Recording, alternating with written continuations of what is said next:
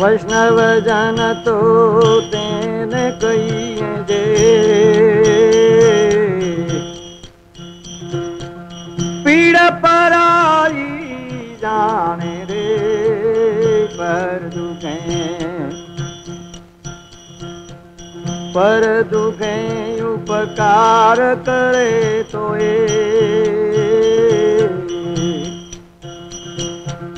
मन अभिमान नो याने रे वैष्णव जन दो सकल लोक मा सौने वंदे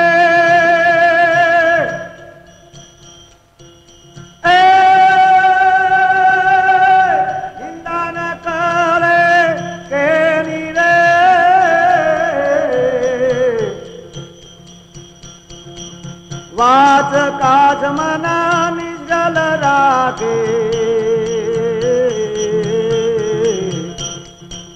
धन धन जननी तेनी रे वैष्णव जन दो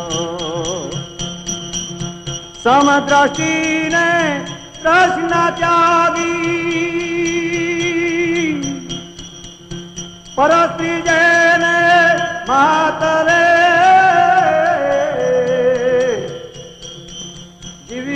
थकी सचन बोले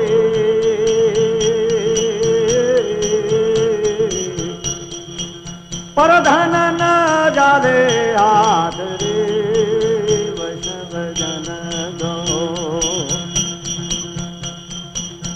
मोह माया व्यापे नहीं जैने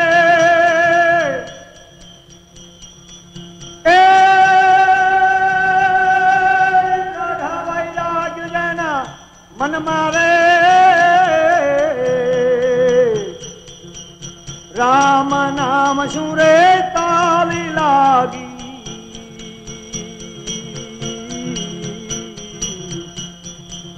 सकल तीरथ तेना तन मारे वैष्णव जन दो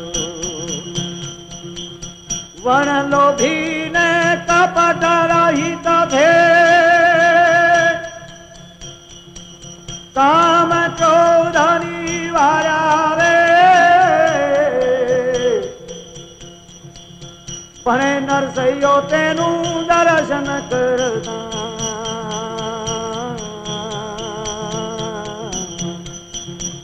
पूरा ये को तेर तार्या रे वैष्णव जन दो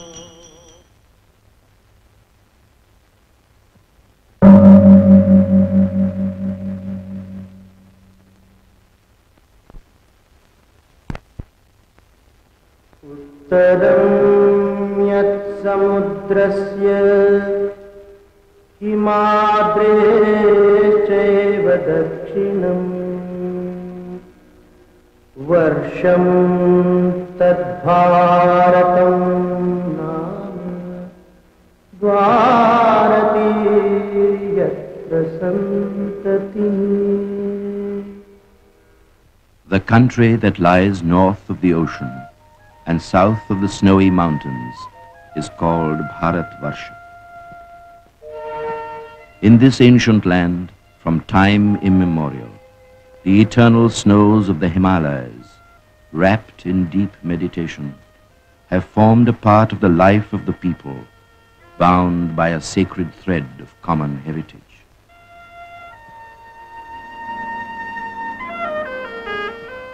The plains are watered by 1,000 streams that mingle in the music of great rivers, linked up with India's civilization and culture, carrying fertility and wealth, spreading life and strength.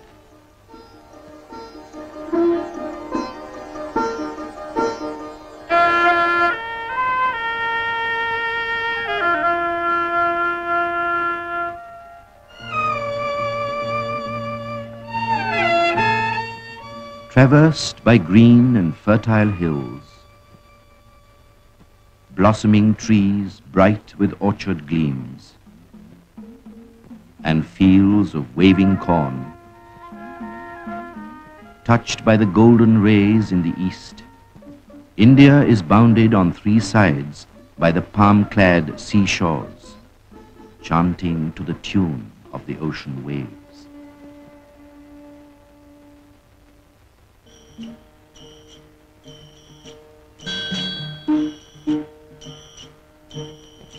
On the west coast, the Sea of Oman splashes against the solid rocks of the city of Porbandar in Saurashtra. The houses are chiefly built of white and soft stone.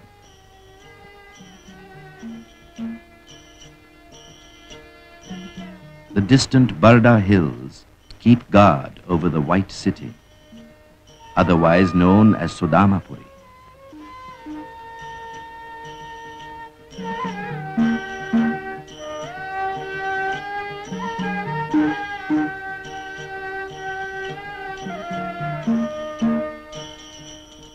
Porbandar has been mainly a commercial town.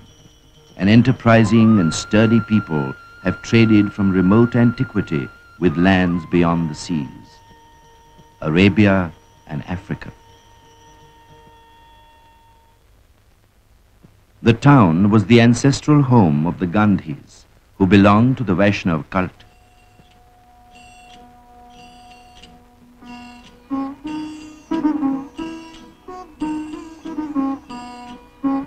It was here that Mohandas Karamchand Gandhi was born on the morning of October 2nd, 1869.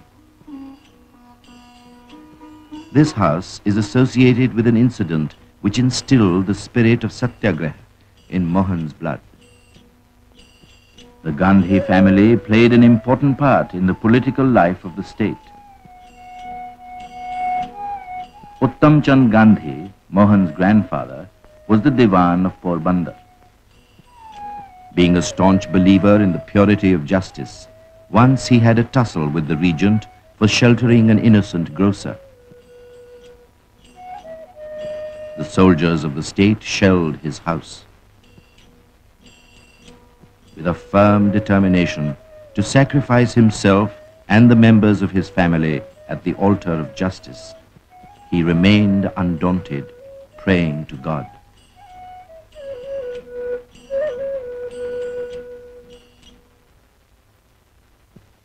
Karamchand Gandhi, Mohan's father, succeeded Uttam Chand as Diwan.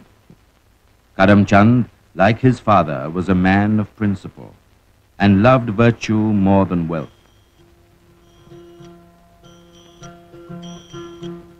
Mohan's mother, Putli Bai, was deeply religious and had a strong personality.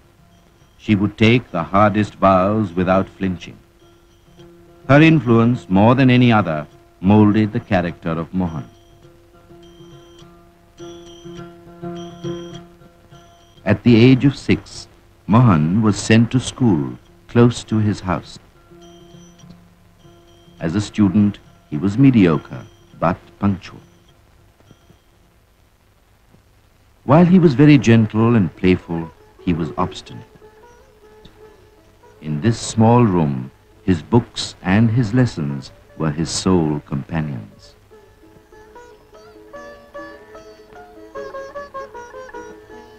In the Gandhi family, the Tulsi Ramayana was recited regularly.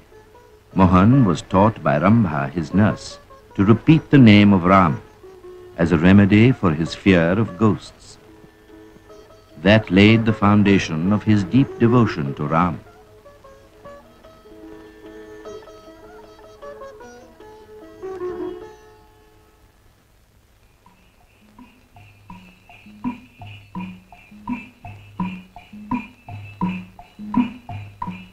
Mohan was only 7 when his father left the service of the Porbandar state and moved with his family to Rajkot.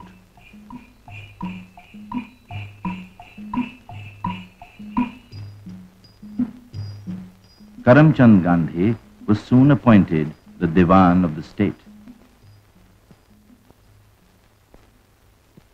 Mohan and his brother Karsandas were admitted to the primary school.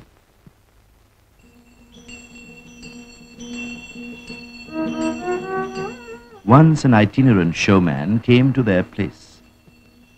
One of the pictures he showed was of Shravana, carrying his blind parents on a pilgrimage. The picture left on Mohan's mind an indelible impression of a son's devotion to his parents.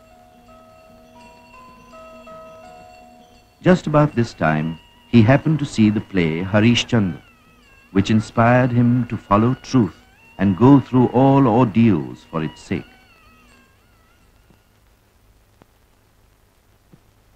Rajkot was one of the few towns in Saurashtra to have a high school.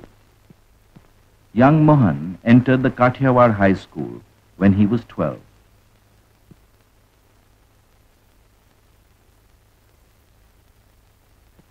Mohan was forbidden to touch a scavenger who used to come to their house. Though young and dutiful, he argued with his mother that untouchability was not sanctioned by religion, and that touching a scavenger could not be sinful.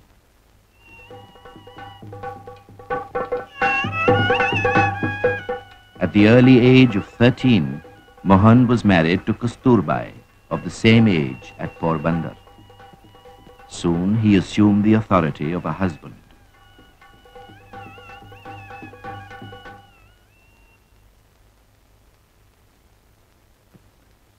In 1887, Mohandas Gandhi passed the matriculation examination from the Ahmedabad Center and joined the Samaldas College at Bhavnagar. But at the end of the first term, he left the college to proceed to England to study law.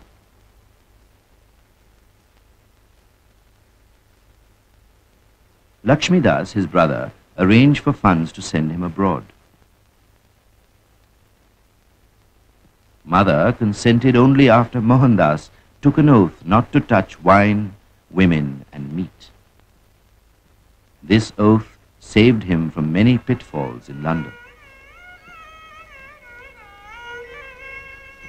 At the age of 18, he sailed from Bombay on September 4, 1888, despite stiff resistance from caste elders to his going overseas.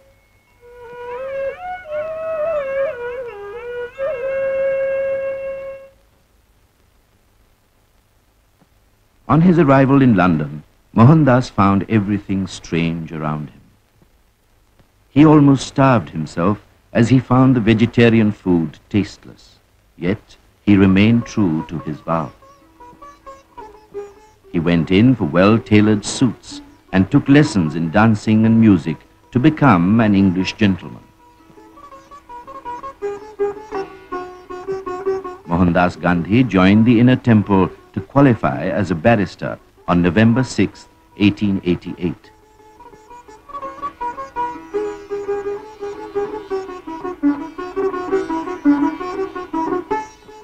Informing his brother about his admission, he wrote that it filled his heart with joy and that he did not need meat or liquor in spite of bitter cold.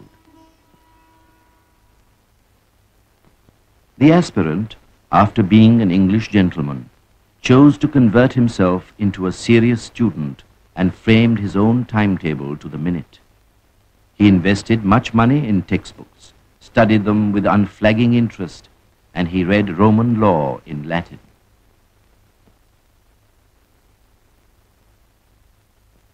To simplify his living, he rented a room and cooked his own food. The change harmonized his inner and outer urges. He joined the London Vegetarian Society, came in contact with many interesting persons, began his own experiments in dietetics, and contributed articles on Hindu customs and diet to the Society's magazine. Alcohol he described as an enemy of mankind and a curse of civilization. Towards the end of 1889, Mohandas read the Bhagavad Gita for the first time in Arnold's translation, the song Celestial, along with the original. The verse in the second chapter, teaching that renunciation is the highest form of religion, impressed him deeply. The Gita gave him the light he needed and opened to him a new way of life.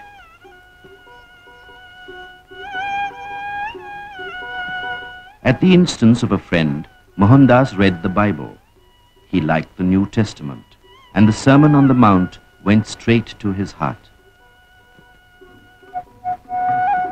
This reading whetted his appetite for studying the lives of great religious teachers, and he acquainted himself with the principal religions of the world. He first met Dadabhai Naoroji, the grand old man of India, during this period. He became a source of inspiration to young Mohandas. M.K. Gandhi passed his examination with credit and was called to the bar on June 10, 1891. His 3-year stay in England was eventful, as those were the years of great intellectual activity and freedom of thought and speech.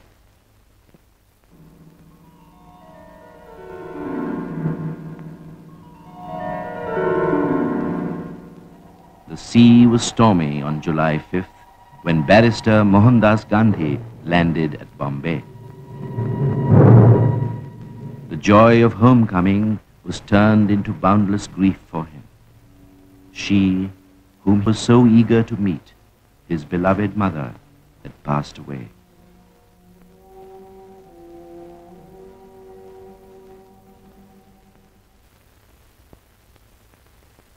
In Bombay, Gandhi came in contact with Raj Chandra, a merchant and a poet absorbed in godly pursuits. He captivated Gandhi and became his guide and spiritual refuge. To establish legal practice, gain experience of courts and study Indian law, Barrister Gandhi applied for admission as an advocate to the Bombay High Court.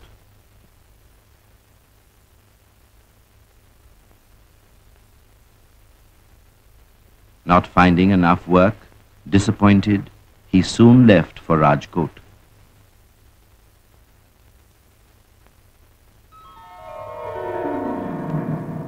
In April 1893, Gandhi set forth for South Africa to appear in a lawsuit on behalf of an Indian firm on a year's contract.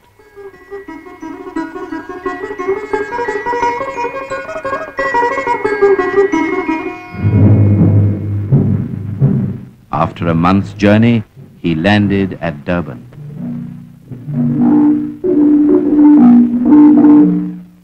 The racial discrimination in the society startled him and cut him to the quick.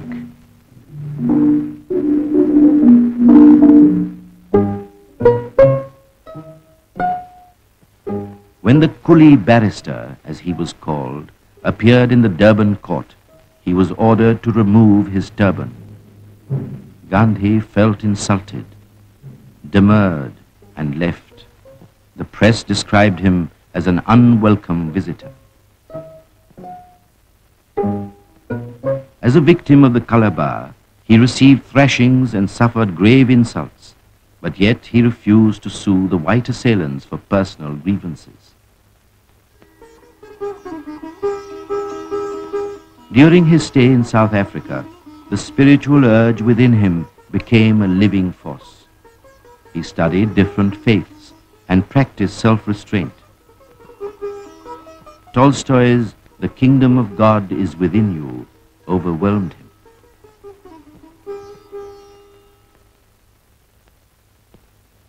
After a year's stay, while about to leave for India, at a farewell party, he learned that the South African government was to introduce a bill to disfranchise Indians. He said, "The bill is the first nail into our coffin."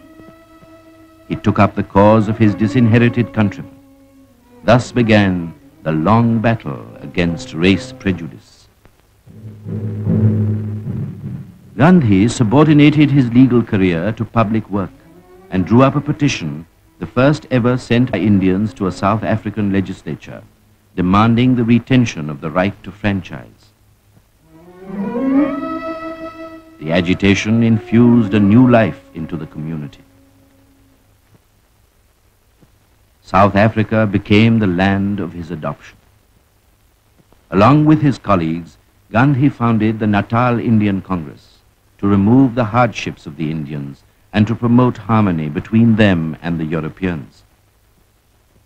Then followed years of hard work and organizing, with all the force and energy at his command. He appealed to the higher sense of his adversaries and brought home to them that their treatment of the Indians was not in conformity with justice and morality. Gandhi's public activities went hand in hand with his spiritual progress. He read widely, about 80 books, which made him realize the infinite possibilities of universal love. He read the sayings of Zarathustra. The beauty of Hindu scriptures began to grow upon him. Irving's Life of Muhammad increased his admiration for the Prophet.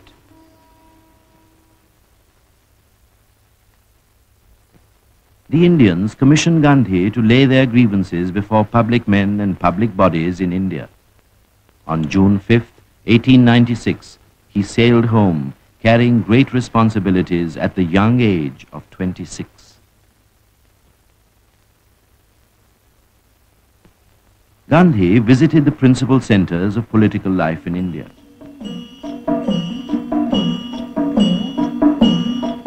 His impassioned speeches stirred the Indian mind. The green pamphlet depicting the conditions of the Indians in South Africa aroused the people's consciousness. He met great Indian leaders. Justice Ranade listened to him with attention. The man who could effectively guide him was Sir Ferozshah Mehta, who met him as a loving father. Sir Ferozshah seemed to him like the Himalayas. He met Lokmanya Tilak, who promised him every help. The Lokmanya, he thought, was like the ocean. Gopal Krishna Gokhale invited him to his bosom like the river Ganga.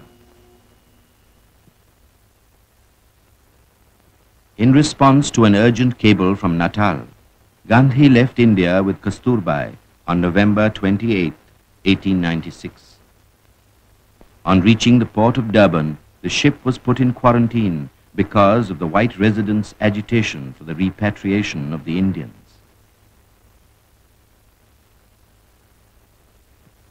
After 23 days of quarantine, when Gandhi landed, some European youngsters pelted him with stones, snatched away his turban, and kicked him.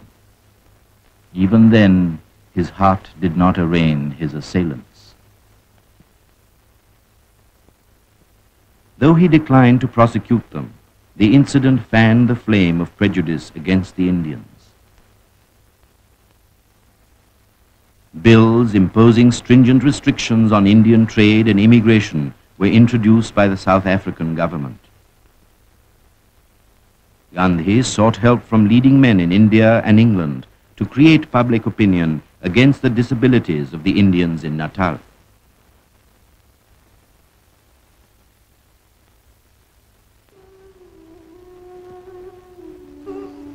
In this little house in Durban, a period of introspection dawned in Gandhi's life. He developed a passion for self-help and simplicity. He studied the book, Advice to a Mother, equipped himself with the knowledge necessary for the physical, mental, and spiritual well-being of his children, and infused a spirit of service and self-respect in them. He longed for humanitarian service and worked in a hospital.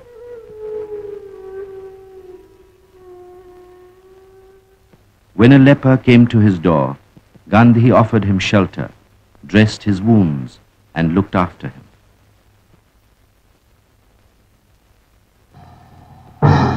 On the outbreak of the Boer War between the Dutch settlers and the British in 1899, Gandhi's loyalty to the empire drove him to side with the British, though his sympathies were with the Boers.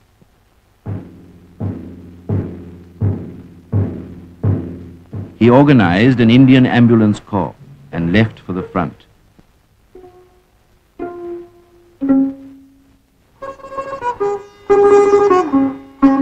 They worked under the fire of enemy guns and carried wounded soldiers to hospitals through heat and dust.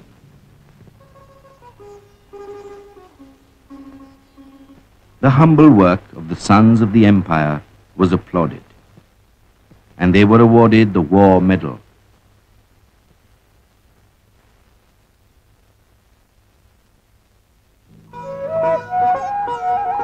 On the eve of Gandhi's departure for India, after 6 years' stay in South Africa, the Indians bathed him with the nectar of love and presented him with an address and costly gifts.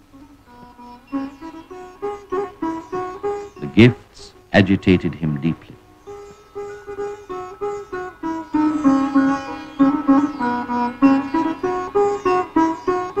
Having accepted a life of service and conquered infatuation for jewelry, Gandhi created a trust of the gifts in favor of the community.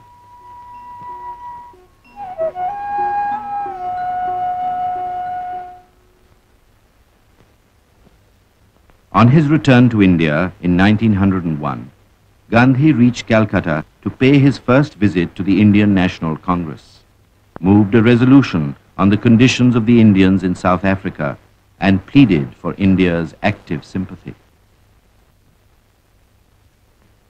There was no limit to insanitation in the Congress camp. He gave the volunteers object lessons in sweeping and scavenging. Before settling down, Gandhi made an extensive tour of India. To acquaint himself with the hardships of the passengers, he traveled third class.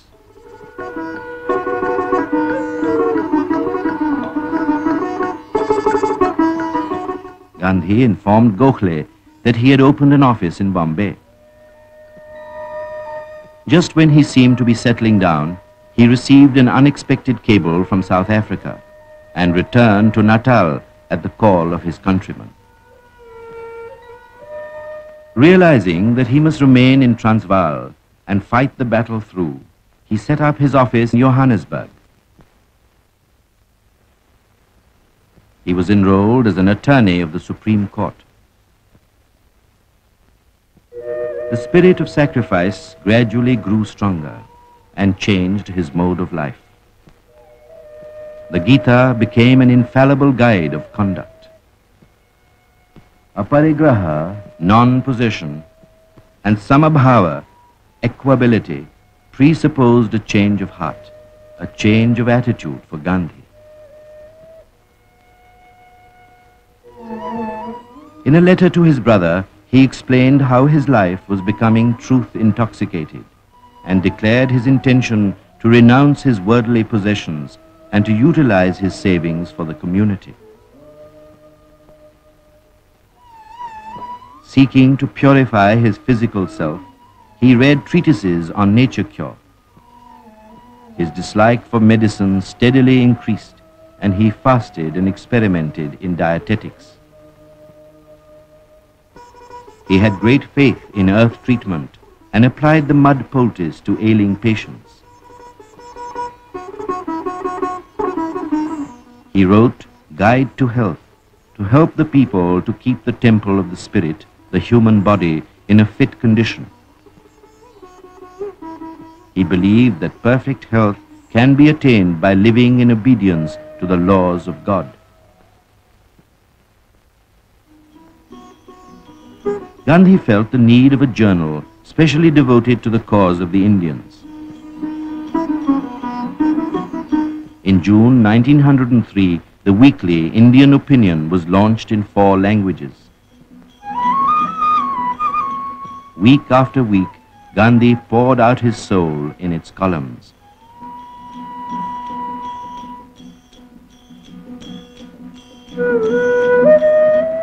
For him, the single aim of journalism was service of truth.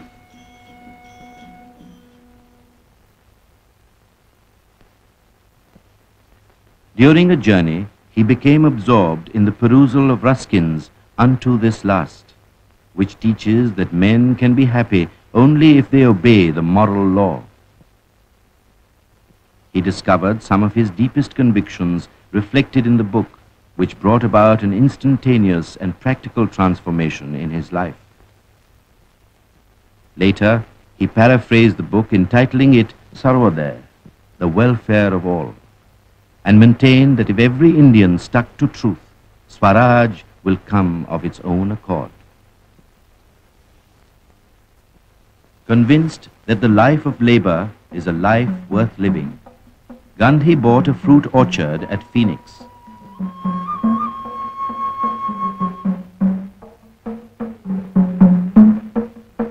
He formed a nucleus of a settlement which led a Spartan life.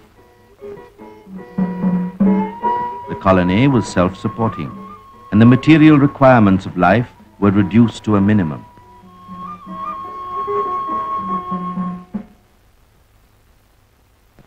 Indian opinion was printed at the farm. Settlers learned all aspects of press work.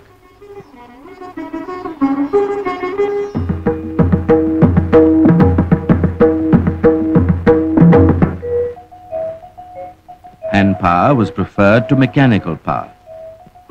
This paved the way for the highest moral uplift of the settlers.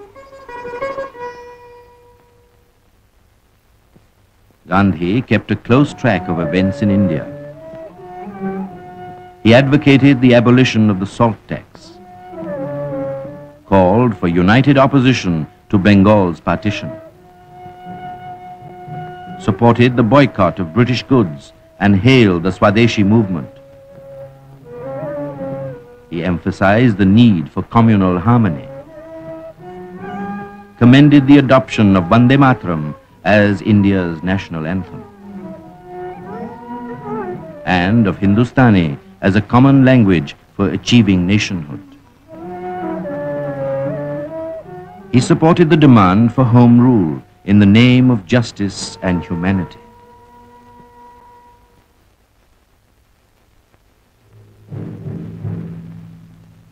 During the Zulu rebellion in 1906, Gandhi was appointed Sergeant Major in the Indian Stretcher Bearer Corps. He and his men did hard, self-sacrificing work, carrying the injured up and down the hills and nursing the wounded Zulu rebels. This mission of mercy eased Gandhi's conscience. Long treks to the hamlets of the suffering tribesmen afforded ample opportunity to Gandhi for self-analysis.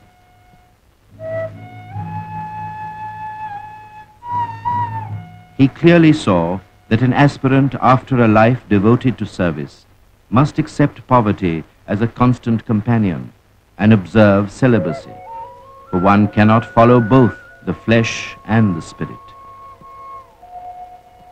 He sealed his brahmacharya with a vow for life.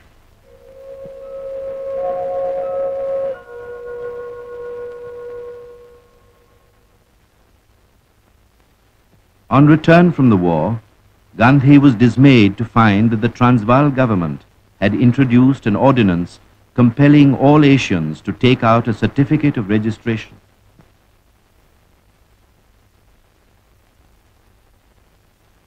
Condemning this black act, Gandhi observed that it was not merely abominable, but a crime against humanity. The Indian community was fiercely indignant. On September 11, 1906, Gandhi took the pledge at a mass meeting with God as witness. I shall die, but not submit to the anti-Asiatic law. Since that day, Gandhi's life story has mainly been the history of Satyagraha. Emphasizing the moral basis of the impending struggle, Gandhi gave a signal for the passive resistance movement. Attorney Gandhi, Honorary Secretary of the British Indian Association of Transvaal, stood in the dock, considering the role of a political prisoner far more honorable than that of a lawyer. On January 10, 1908, Gandhi entered the prison gate for the first time for civil disobedience.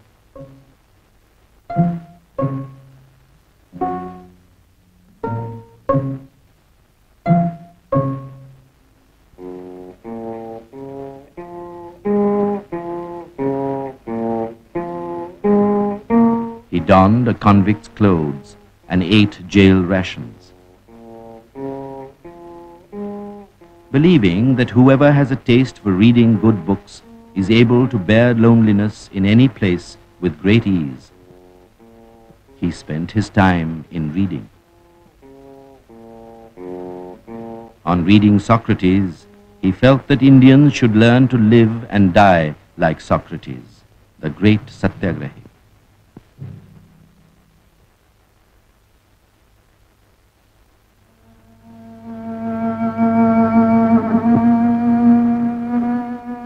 After about a fortnight, the prison gates were opened for Gandhi and his colleagues, consequent upon the Smuts-Gandhi settlement, which proposed the acceptance of voluntary registration by the Indians and the repeal of the Black Act by the government. The commencement of voluntary registration was signalized by a murderous attack upon Gandhi by a misguided countryman. To die by the hand of a brother was not a matter of sorrow for Gandhi, since death, he thought, was the appointed end of all life. True to his pledge to take out the first certificate, Gandhi gave his fingerprints from the sick bed. General Smuts played foul and did not repeal the Black Act. The Indian community was thrown into a turmoil. The struggle was resumed with a bonfire of certificates, and the resolve to court wholesale imprisonment was a challenge to the government. The fearless fighters had full faith in the righteousness of their cause and in God. The movement was in full swing. Gandhi was sentenced to 2 months' hard labor. "Suffering is our remedy. Victory is certain," was his message for the people.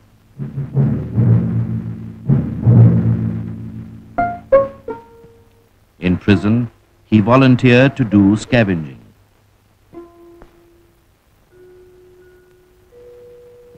On hearing the news of his wife's illness, Gandhi wrote to her, "I am very much grieved, but I am not in a position to nurse you. I have offered my all to the Satyagraha struggle.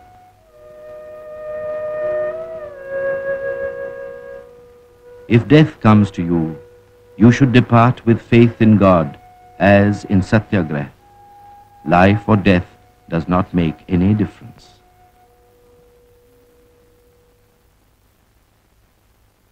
The struggle continued with unabated vigor. The passive resistors showed magnificent courage by seeking imprisonment again and again. On February 25, 1909, Gandhi was re-imprisoned. He read a great deal in prison. Like Thoreau, Gandhi did not feel for a moment confined, and the prison walls seemed a great waste of stone and mortar. He was convinced that a government which is evil has no room for good men and women except in its prisons, for the real road to ultimate happiness and freedom lay in resisting unjust laws and undergoing suffering in the interest of one's country. In a letter from prison to his son, Gandhi emphasized the importance of chastity, poverty, and hard work. For education to him did not mean knowledge of letters, but character building and knowledge of duty.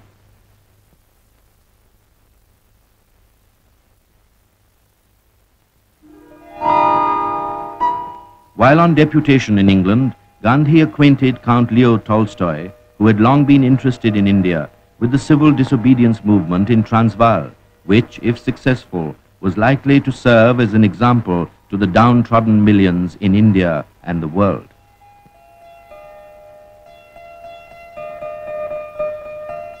He also sent him a copy of the first biography of him written by Reverend Doak. In his reply to Gandhi, Tolstoy expressed the liveliest sympathy for the fight between gentleness and brutality, between humility and love on one side, and conceit and violence on the other.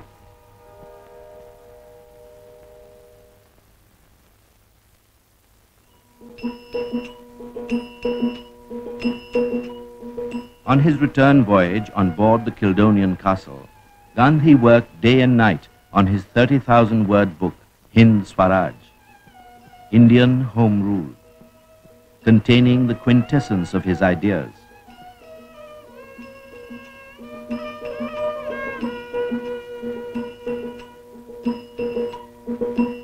When the right hand was exhausted, he wrote with his left hand.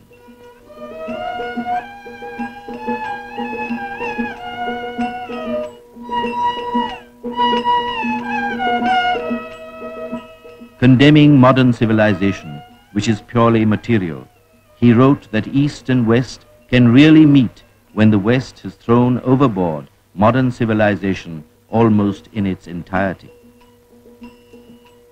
He observed that there is just the same inviolable connection between the means and the ends as there is between the seed and the tree.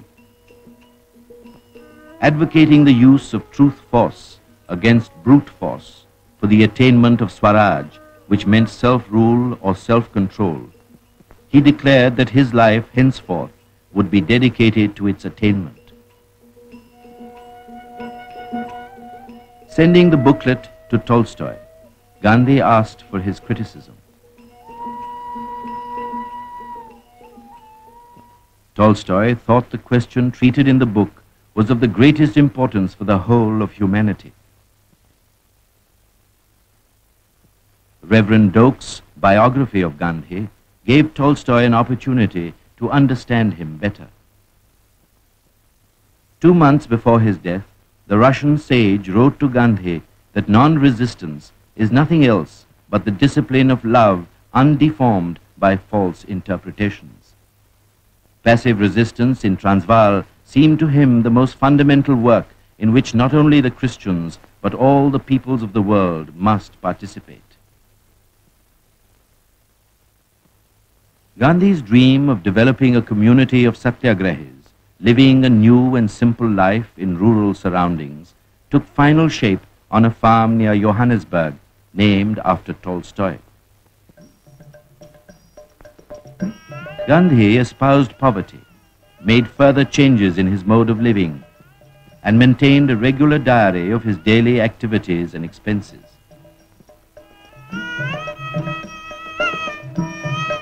Every little experiment, from dietetics to the discipline of the inmates, to meet their economic, educational, moral, and spiritual problems, was conducted on the farm.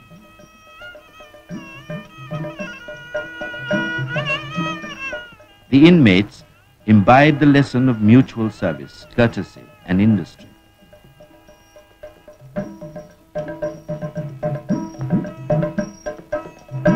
The weak became strong, and labor proved to be a tonic for all. Gandhi's faith and courage were at their highest in Tolstoy Farm, which proved to be a center of spiritual purification and penance for the final campaign. Gopal Krishna Gokhale came to South Africa in October 1912 in response to Gandhi's request. He received a tumultuous welcome.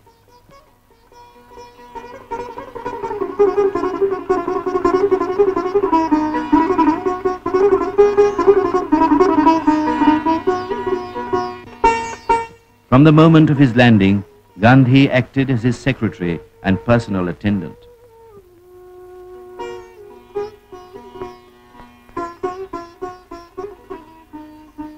Gokhale came to assess the condition of the Indians and assist Gandhi in ameliorating it.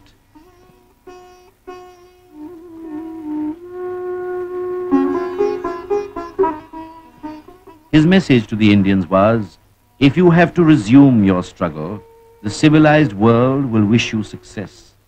But the issue will largely turn on your readiness to suffer and sacrifice in a just cause. Gandhi seemed to Gokhale to have in him the marvelous spiritual power to turn ordinary men around him into heroes and martyrs.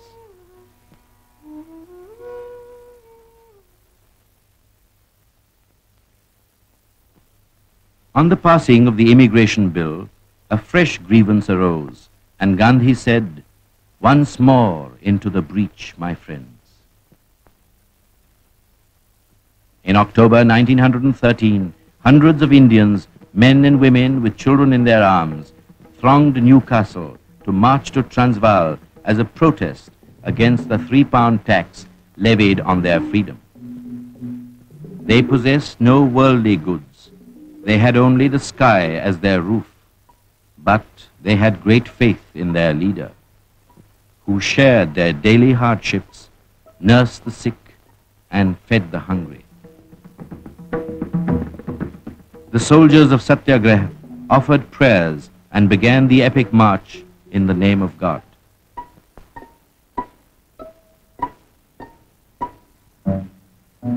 Gandhi was arrested 3 times in 4 days, but the march continued, proclaiming the grim tenacity and the stern determination of the marchers. Gandhi appealed to the government in the name of humanity not to tear him away from the marchers and leave them leaderless, as it was a violation of all considerations of justice.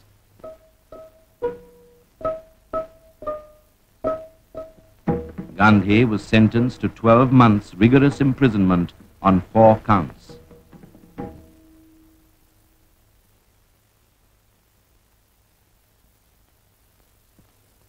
After an incarceration of hardly 6 weeks, he was released unconditionally. Consequent upon a truce with government, the Indian Relief Bill, vindicating the principles of civil resistance and racial equality, was passed. As a penance for the loss of lives in the struggle, imposing a vow of self-suffering on himself, Gandhi adopted an ascetic mode of life.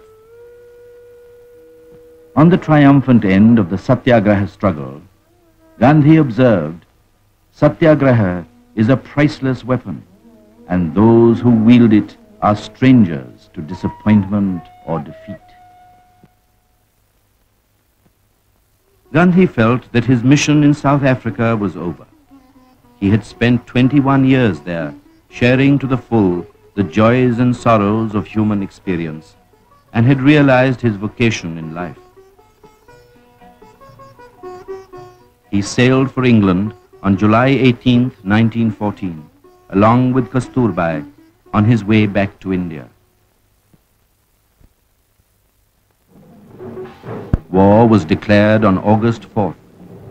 Gandhi reached London on August 6th. Instead of turning England's need into an opportunity for pressing Indian demands, Gandhi offered his services to the empire and once again organized an ambulance corps.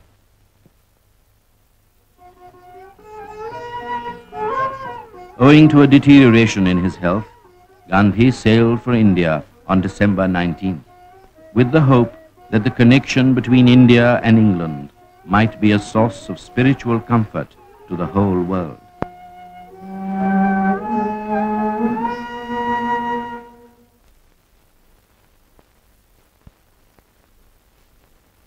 Gandhi and Kasturbai were given an imposing reception at the quay when they landed at Bombay on January 9, 1915. Gandhi bound himself by a promise to Gokhale not to express any opinion on public questions until he had gained sufficient experience in India, and proceeded to Kathiawar to meet relatives and friends. He received a warm welcome.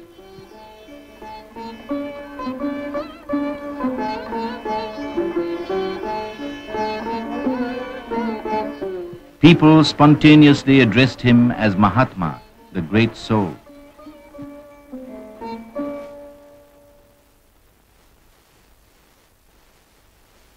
Soon after Gandhi's Phoenix disciples took shelter at Shanti Niketan Ashram, poet Tagore wrote to Gandhi that they would form a living link in the sadhana of both of their lives.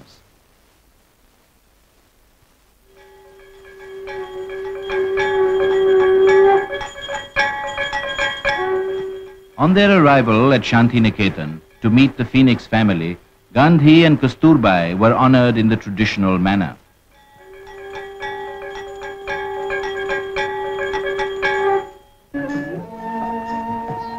Delighted with the artistic atmosphere of the ashram, Gandhi hoped that through her Oriental culture, India would establish friendly relations with the Eastern and the Western worlds. He exhorted the inmates to adopt self-help, and Shantiniketan became a busy hive. But on February 19th, it was immersed in grief at the news of Gokhale's sudden death. Gandhi bemoaned, "I set out to find a true hero and found only one in India."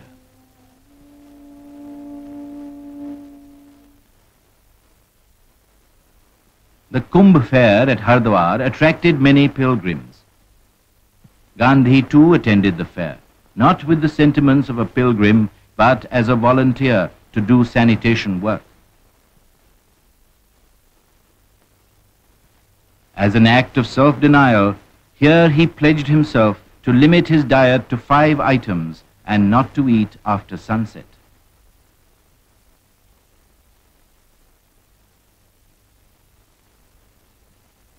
Seeking his own hermitage in an atmosphere of renunciation and service, Gandhi founded the Satyagraha Ashram at Kochrab near Ahmedabad on May 25th.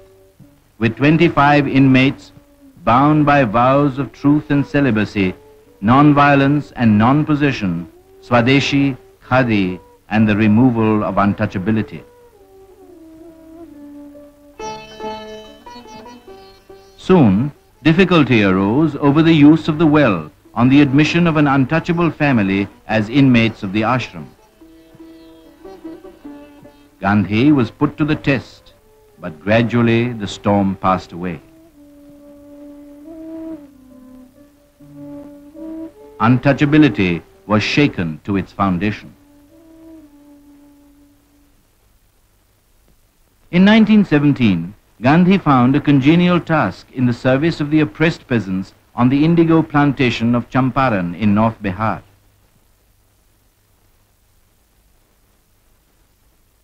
His arrival for investigation into their grievances roused new hopes in the peasants, and they thronged to him to tell their woes. On being served with a quit order, Gandhi refused to comply with it out of a sense of public responsibility, and expressed his determination to proceed with the inquiry. At his trial for disobedience, Gandhi said, "I have entered the country for rendering humanitarian and national service in obedience to the higher law of conscience," and pleaded guilty.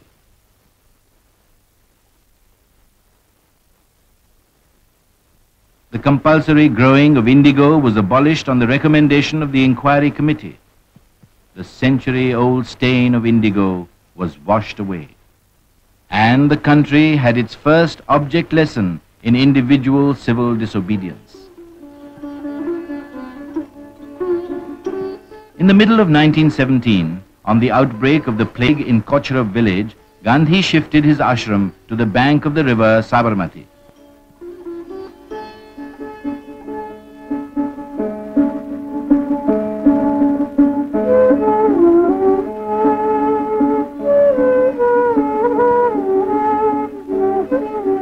Amidst the neem and tamarind trees was situated Gandhi's bare hut, Hriday Kunj, along with the simple dwellings of the inmates. Life at the ashram gave full play to the emotion and intellect of the residents.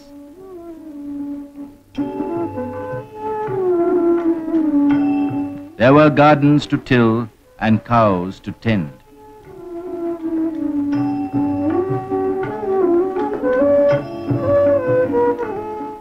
Throbbing with an active spirit of sacrifice, everyone performed his obligatory task of weaving.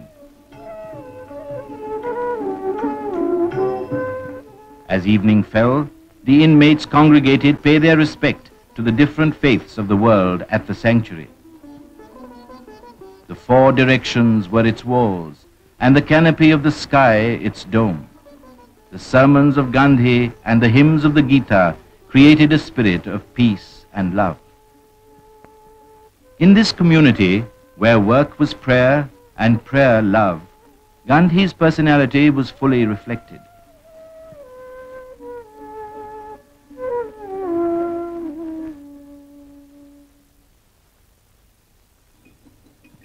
In 1918, unrest prevailed among the textile workers of Ahmedabad, who were underpaid and overworked.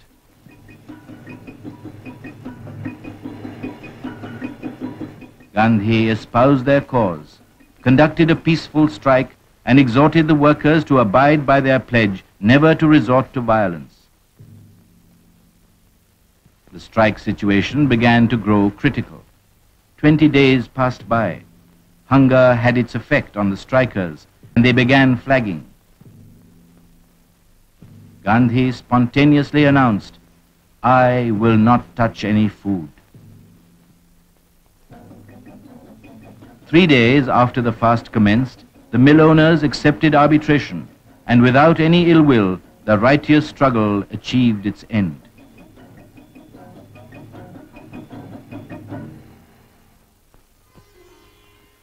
Gandhi expressed his views with fervor, advocating Swadeshi in language, dress, and thinking. The inhuman destruction of the ancient art of hand spinning was corroding his heart. The discovery of the spinning wheel, consigned to the lofts as useless lumber in a remote village, gave him new hope, for as the loss of the spinning wheel had brought about India's slavery, its revival meant India's freedom. Gandhi arrived in Bombay for medical treatment as hard work coupled with uncooked food had ruined his health. His refusal to take medicine and the vow not to take milk came in the way of his recovery. He yielded to Kasturbai's suggestion that he should take goat's milk.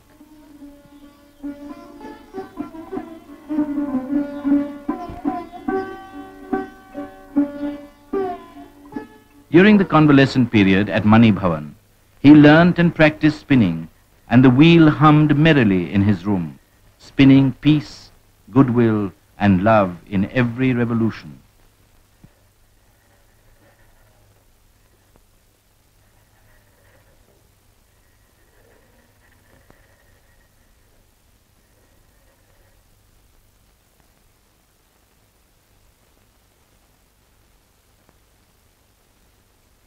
On his sickbed, Gandhi was roused by the publication of the notorious Rowlatt Bills in February 1919, which sought to crush the civic rights of Indians and to gag the voice of revolt.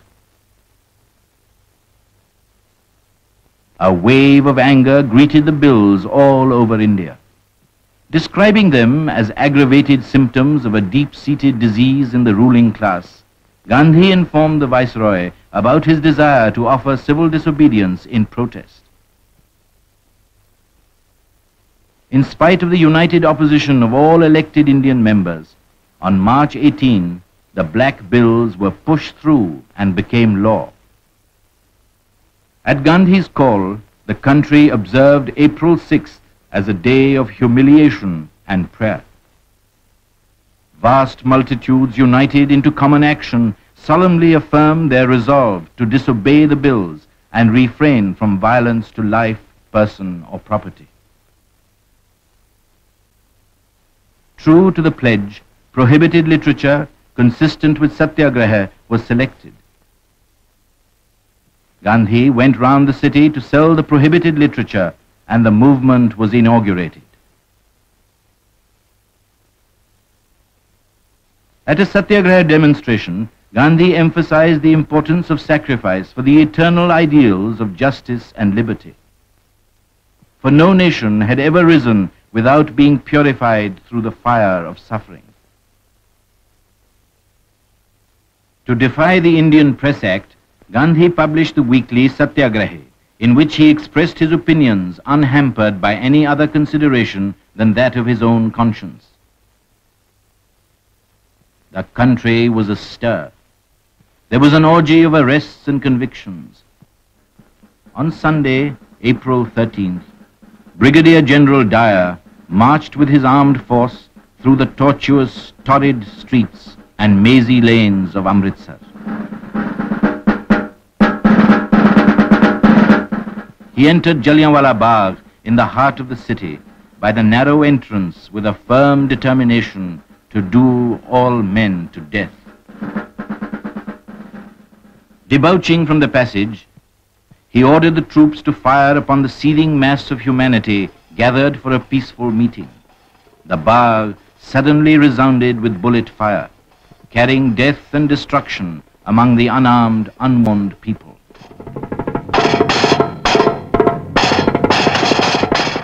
The firing continued till the ammunition was exhausted, killing 375 and injuring over 1,000 helpless men and women. And when all was over, heaps of wounded lay near this wall.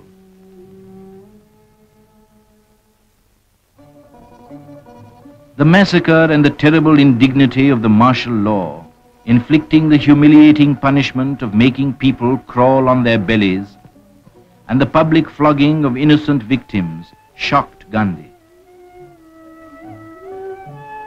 When the terror-stricken people indulged in violence, it suddenly dawned on him that it was a Himalayan miscalculation on his part to have called upon his countrymen to launch the civil disobedience movement prematurely, and he suspended the Satyagraha on April 18.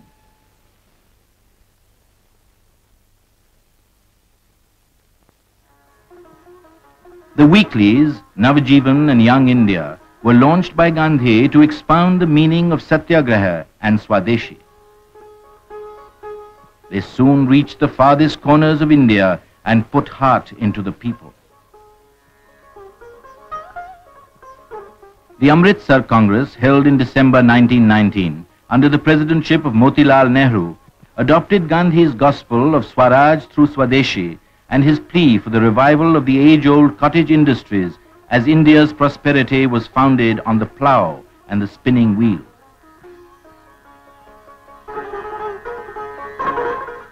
The slogan, Mahatma Gandhi ki Jai, began to dominate the Indian political horizon, and the national movement took a new shape and developed a new orientation.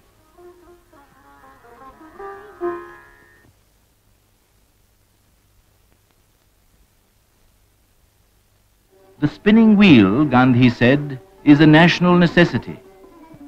Not on the clatter of arms, but on the reintroduction of the spinning wheel depends the economic and moral regeneration of India.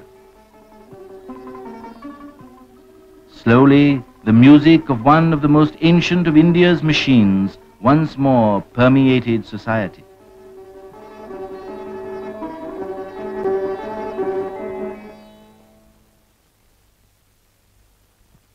In April 1920, when poet Tagore visited Ahmedabad to attend the Gujarati Literary Conference, Gandhi greeted him with deference and affection and appealed to the people to donate generously for the poet's Vishwa Bharti. Gandhi identified himself with the Muslims when they launched the Khilafat agitation against the unjust peace terms imposed on Turkey by Britain. The Khilafat movement adopted Gandhi's doctrine of non-violent non-cooperation as an infallible remedy. In pursuance of the resolve, Gandhi reiterated that non-cooperation would be inaugurated on the 1st of August.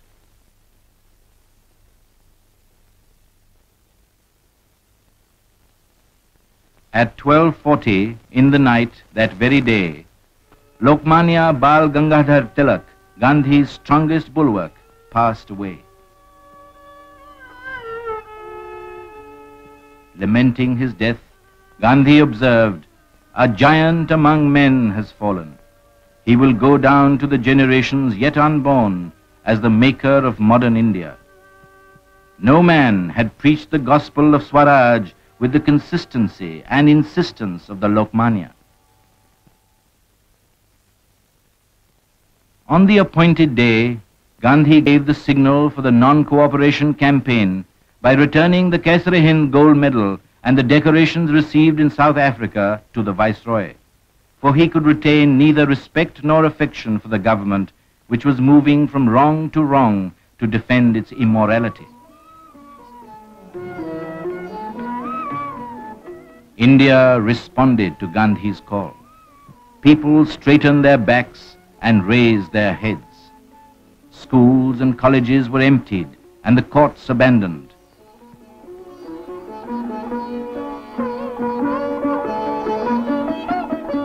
With a view to lay the groundwork of truly Indian education, Gandhi founded the Gujarat Vidyapith at Ahmedabad. Its object was to preserve the languages of India and to use them as sources of national regeneration. Manual work, which formed a part of the curriculum, fostered a spirit of self-help and independence among the students. Gandhi looked upon the institution as a place where the sacred fire of India was to be consecrated in order afterwards to radiate throughout the world. Persuading the people to adopt India's real weapon of love and truth to fight the government, Gandhi condemned the doctrine of the sword. I want India to practice non-violence of the strong, her title of nobility. If she takes up the doctrine of the sword, she may gain momentary victory, but she will cease to be the pride of my heart.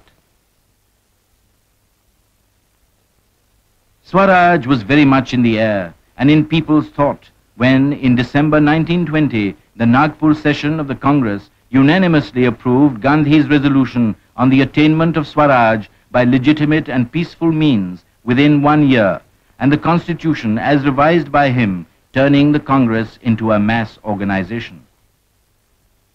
Thus began the Gandhi era in Congress politics.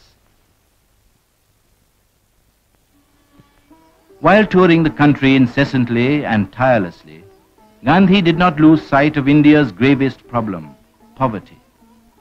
India as a nation, he observed, can live and die only for the spinning wheel. The womanhood and the masses of India have been awakened as never before at the call of the wheel. Its restoration alone will feed the millions of hungry mouths.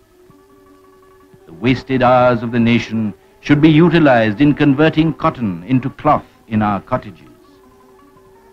And at Gandhi's suggestion, the spinning wheel found a place in the Swaraj flag, with a white, green and red background symbolizing peace, purity and the unity of all faiths in India. Thus was born a flag for the non-violent revolt in 1921, representing an ideal to live for and die for.